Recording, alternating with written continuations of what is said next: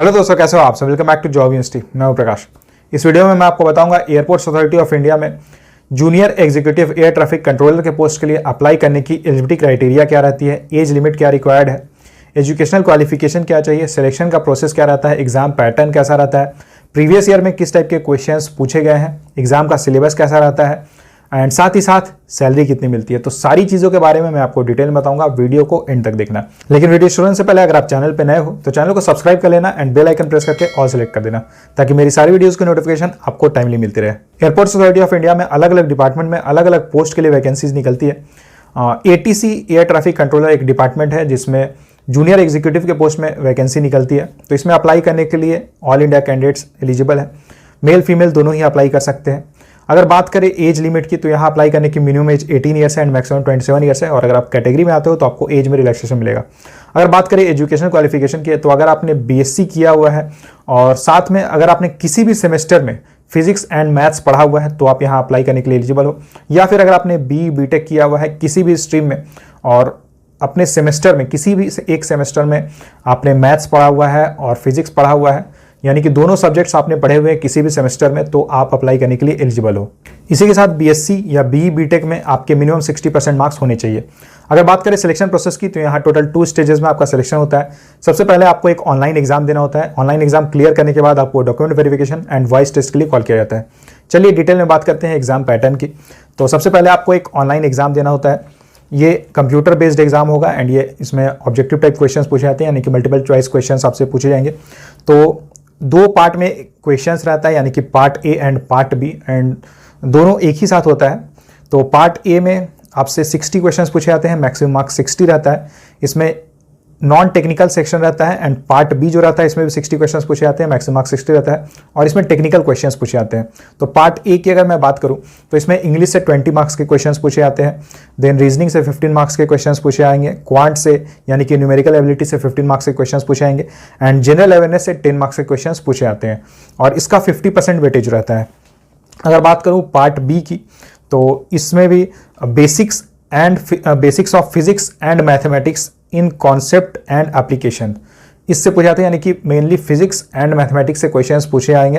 And जो exam का level रहता है वो कई बार वेरी करता है, जैसे कई बार 11th 12th के जो सिलेबस रहता है उसके बेसिस पे क्वेश्चंस पूछ लिए जाते हैं। कई बार ऐसा भी हुआ है कि ग्रेजुएशन लेवल पे क्वेश्चंस पूछे गए, यानी कि BSc एंड BTech में के जिस लेवल के क्वेश्चंस रहते हैं उस लेवल के क्वेश्चंस पूछे गए हैं। तो एग्जाम का जो पैटर्न है ये थोड़ा वेरी करता रहता है, सिलेबस थोड़ा वेरी करता रहता है। सिलेबस की डिटेल मैं आपको आगे बताऊँगा।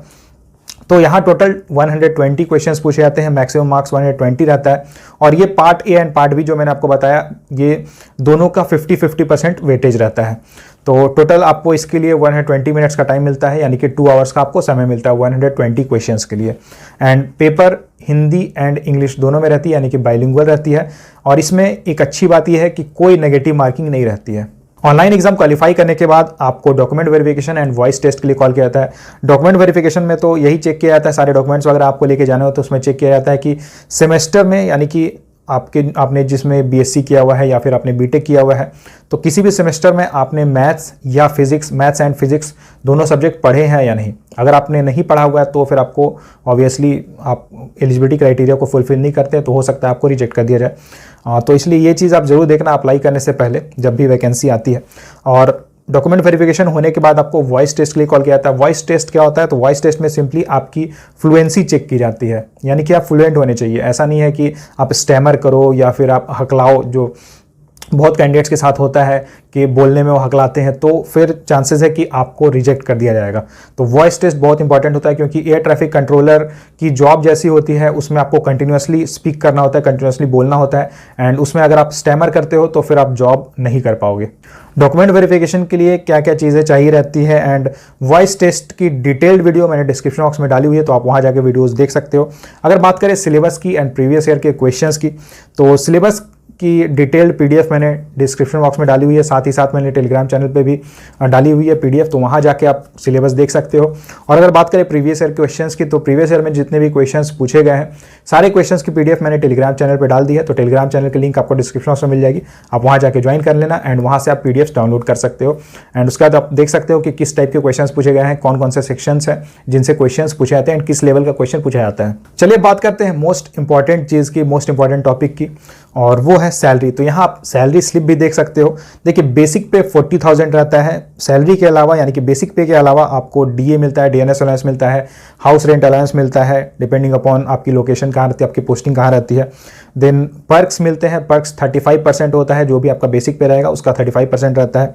एंड इसके अलावा आपको बहुत सारे बेनिफिट्स मिलते हैं, जैसे मेडिकल बेनिफिट्स मिलते हैं, उसके बाद आप कार लोन लेना चाहते हो, होम लोन लेना चाहते हो तो ये सब्सिडाइज रेट में आपको मिलता है। आपके लिए, आपके डिपेंडेंट फैमिली मेम्बर्स के लिए बहुत सारी फैसिलिटीज़ भी मिलती है, तो ये सब आपको मिलते हैं।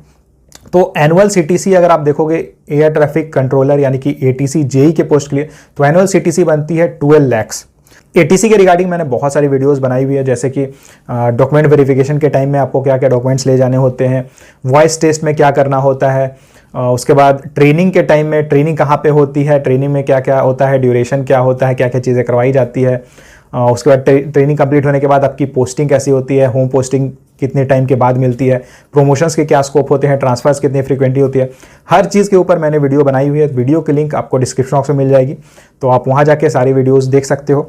और आप कमेंट करके बताना कि आपने बीएससी किया हुआ है या फिर अगर आपने बीटेक किया हुआ है तो आप कमेंट करके बताना किस स्ट्रीम में आपने बीटेक किया हुआ है।